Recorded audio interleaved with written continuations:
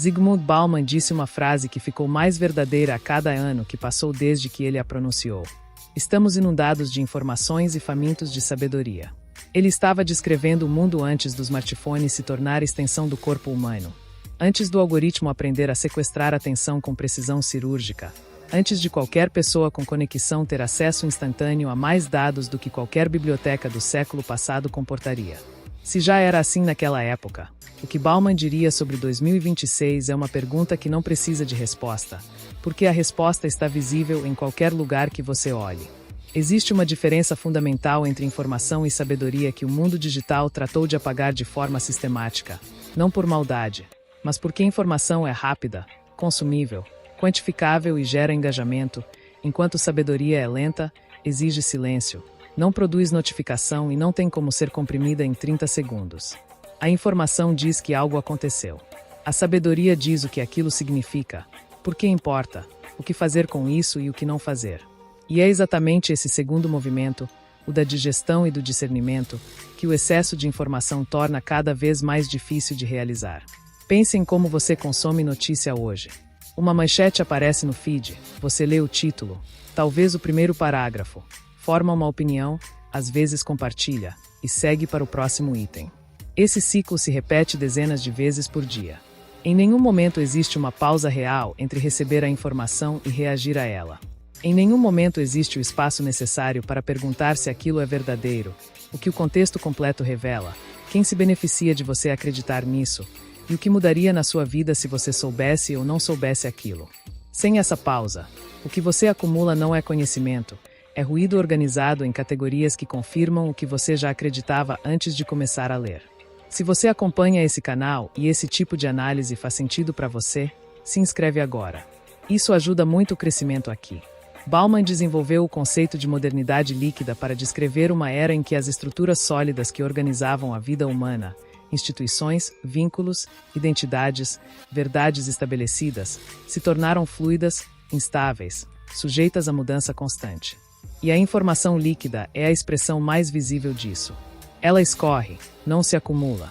Você absorve hoje o que será substituído amanhã por algo igualmente urgente e igualmente descartável. O resultado é uma geração de pessoas altamente informadas sobre o que está acontecendo agora e completamente despreparadas para pensar sobre o que deveria acontecer, o que vale a pena construir e como agir de forma coerente ao longo do tempo. Conheci um homem que consumia notícias obsessivamente, acordava e abria o telefone, almoçava lendo manchetes, dormia com o feed aberto. Ele sabia de tudo o que havia acontecido no dia, no Brasil e no mundo. Mas quando você perguntava o que ele pensava fazer com a própria vida nos próximos 5 anos, ele ficava em silêncio por um tempo longo demais. Não porque fosse incapaz de pensar, mas porque havia treinado o cérebro para processar input externo constante e nunca havia dado a ele o espaço necessário para produzir algo próprio. A cabeça estava cheia. O discernimento estava faminto. Deixa o like se você já percebeu que sabe muito do que está acontecendo no mundo e pouco do que está acontecendo dentro de você. A sabedoria, no sentido que Bauman usava e que os filósofos antigos tratavam como a forma mais alta de conhecimento, não é uma versão mais densa de informação. É uma qualidade diferente de relação com o que se sabe. É o conhecimento que foi vivido, processado, testado contra a experiência real e que por isso orienta a ação de forma prática e confiável. Aristóteles chamava isso de phronesis, que é normalmente traduzido como prudência ou sabedoria prática, a capacidade de saber o que fazer numa situação específica levando em conta o contexto completo. Essa capacidade não se desenvolve consumindo mais dados, se desenvolve reduzindo o ruído e aumentando o tempo de reflexão. O paradoxo do nosso tempo é que nunca tivemos acesso a tanto conhecimento acumulado pela humanidade, e ao mesmo tempo nunca foi tão difícil desenvolver a capacidade de usá-lo bem. Porque usar conhecimento bem exige que você pare, que você pense, que você conecte o que leu com o que viveu, que você questione o que recebeu antes de incorporá-lo como verdade.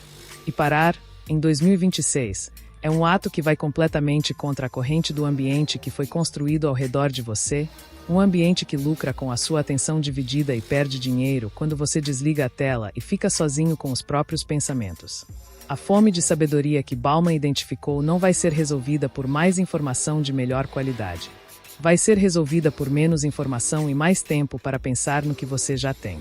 A pergunta que fica não é o que você sabe, é o que você fez com o que sabe. Comenta aqui o que você mudou na sua vida a partir de algo que leu ou ouviu, não o que te fez pensar, o que te fez agir.